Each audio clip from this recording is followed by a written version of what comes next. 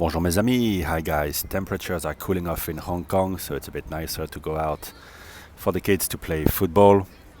And this week I got a nice call from Lecoultre here in Pacific Place at the boutique to finally get to check out in person the Master Control Chronograph calendar. So it's the first time JLC puts together those complications.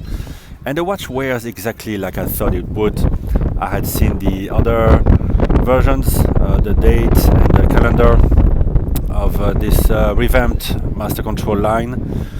And the watch is 40 millimeters, just under 12 millimeters of height. But the flanks are really steep, really sheer flanks, so it really wears full on the wrist, making it almost a bit more casual. The case, as you can see, is fairly similar to the larger case that you find on the diver, the Memovox that I was showing last week. Very nice clasp.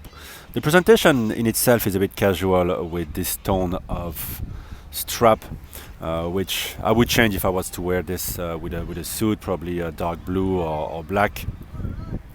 And the presentation is really beautiful. However, there's not that much play with the light on the subdials and the dial itself compared to, say, my longer 1815, which obviously comes at a different price point. This one here is around 15,000 US, which is quite steep.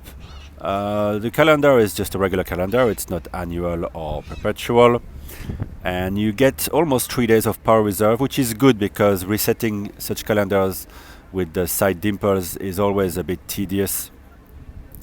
So the watch kind of feels a bit too big, and for comparison I had my Zenith with me Chronomaster, which does the same functions and is high beat, but at 38 millimeters with those that stepped bezel and if double dome sapphire.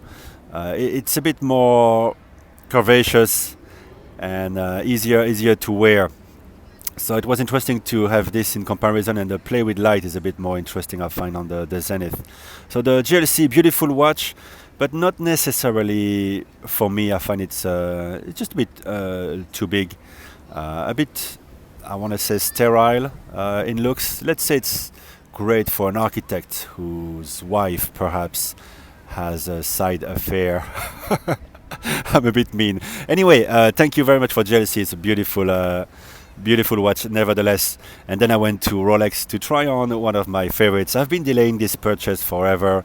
There was always something else on the horizon, and now with COVID I can't go back to Europe to get it VAT free, so it is quite expensive, and I think the prices will go up again given the price of gold on the market. It's very flash, but to me it's one of the standouts from the Datejust. You can see here the comparison with the previous watch. It's a standout in the Datejust lineup. I love the Wimbledon dial. I think it will be sought after in the future. So let me know what you think about this JLC. Would it be your only watch, or would this Datejust be it? Bye bye guys.